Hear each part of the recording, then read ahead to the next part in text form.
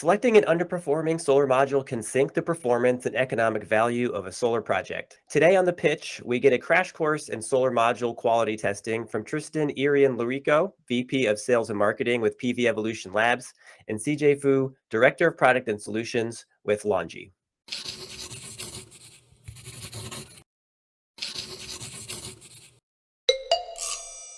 Tristan, I wanted to start with you. PVEL is renowned for its product quality program, in which you put solar modules through a series of tests to gauge performance, degradation rates, and likelihood of failure. Could you start us off by giving us a quick overview of the various tests in the PQP and what you are assessing in those? So the PQP consists of a number of tests. They really go above and beyond the IEC or UL certification requirements. So, for example, we have a thermal cycling test. It's 600 thermal cycles. For IEC certification, it's only 200 thermal cycles. That IEC 200 duration is good to weed out early failures on modules, but it's not necessarily designed to look, is this module going to last 25, 30 or more years, which is what people are expecting when they purchase a module. So we're really trying to fill in the gap between what certification offers as a minimum bar to entry in the industry and what module purchasers need to feel like their long-term risks have been protected. So that's, thermal cycling, as I mentioned, for 600 cycles. We have a damp heat test, which is high temperature, high humidity. We have a mechanical stress sequence in there. And then tests for different failure modes like potential induced degradation, LETID, light and elevated temperature induced degradation, LID, light induced degradation. All the degradations are covered, as well as some performance testing at different temperatures and irradiances and light angles. And then finally, to wrap it all off, we have a 1-year field exposure as part of it. So it's really a holistic approach looking at multiple module failure mechanisms. For a deeper dive on all of that, PVEL also produces the annual Module Scorecard that sums up trends from those tests and grades various modules based on their performance. And the 2022 scorecard was just revealed last week. What are the biggest takeaways this year? One of the big takeaways is that we have 25 different module manufacturers are listed, including LONGi, of course. And it covers many products. We have 11 different cell sizes in there. Power classes, these are the highest power classes we've ever tested, different cell technologies, etc. To kind of wade through all that, for the first time on the online version of the scorecard, we have a searchable database, which helps buyers identify top performing models. And you can slice and dice by that metadata to look at country of origin, manufacturer name, number of cells, etc. Beyond that, other key takeaways, we've got some really good news stories for the industry. Test results are getting better for a few tests. I mentioned thermal cycling earlier. We see the best results in PVEL's history in thermal cycling. After doing that test for more than a decade, results have kept edging up. And potential induced degradation, the last 3 or 4 years, we've reported this is the worst results ever. This is the worst results ever, and keep saying that. We've seen that turn around, and PID is improving from last year. So we're hoping that that's on an upward trajectory as well. Despite those strong results, it's not all positive news. We do highlight some of the modules that didn't do so well in testing. And that's letting the industry know what to look out for in terms of high degradation or diode failures or other testing failures. So one of the top performers on this year's scorecard for the 6th year in a row is LONGi. So CJ, I'm going to turn to you now. Essentially, every year that you've manufactured a module, it has been graded a PVEL top performer. So in terms of production process and quality control assessments, what is LONGi doing behind the scenes to achieve this consistent result? First, we achieved the top performer status 6 years in a row, but that's only because LONGi began selling modules 6 years ago.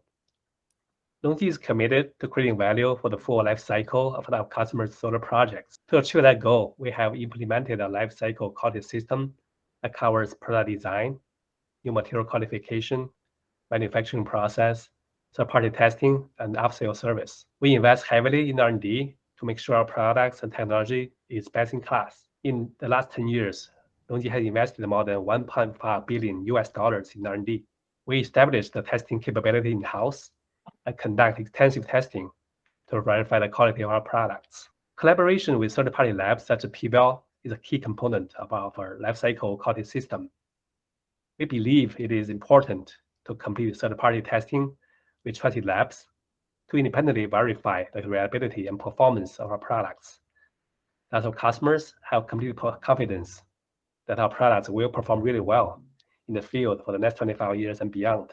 And then the LONGi HIMO 4 72-cell bifacial model, specifically the LR4 72 HBD, was one of only 6 models out of 121 to be a top performer in every single category PVEL measured, to give a sense of how hard this is to do. So drilling in on that, what are some of the variables within that bill of materials, for instance, that if you changed or altered something, how it might affect the final performance of that product? The HIMO 4 72-cell bifacial double glass module is a great example how effectively our lifecycle quality system works. We put many thoughts into product design, material selection, and production process to ensure the reliability of our final product. So one example I'd like to mention is that the module BOM decision between double glass structure and transparent backsheet. We conducted many rounds of reliability testings for different kinds of transparent backsheet.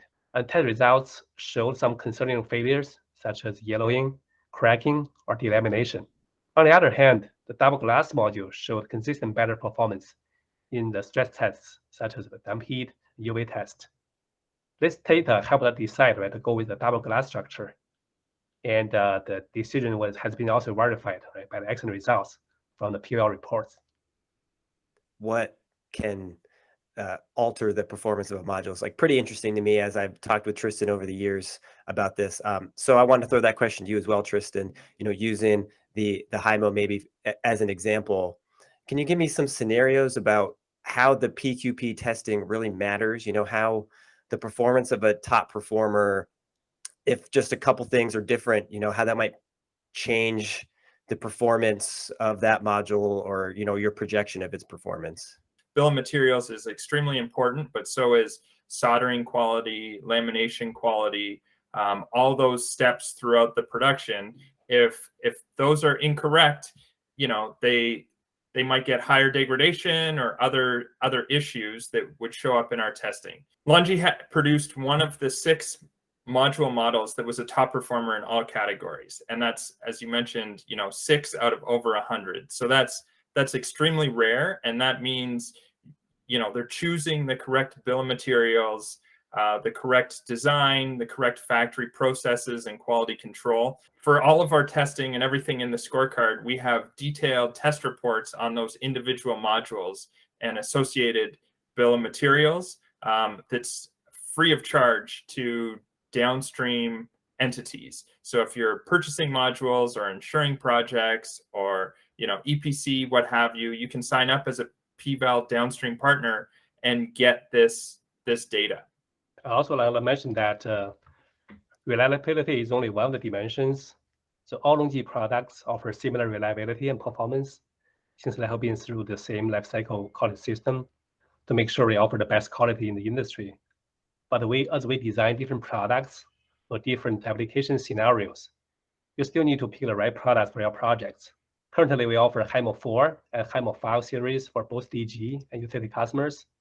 So on that point, and kind of, I guess, the last word here, beyond just even looking at the scorecard, how, as a module buyer, how do I ensure the modules I'm ordering will be top quality? Buyers with higher risk will want to do factory audits to make sure that the equipment in the factory is calibrated. They'll want to do pre-shipment inspections, have a third party in the factory. That's one of a service that PVEL doesn't offer, but a best practice that we recommend. So, there's a number of procurement best practices that will protect your investment instead of just choosing,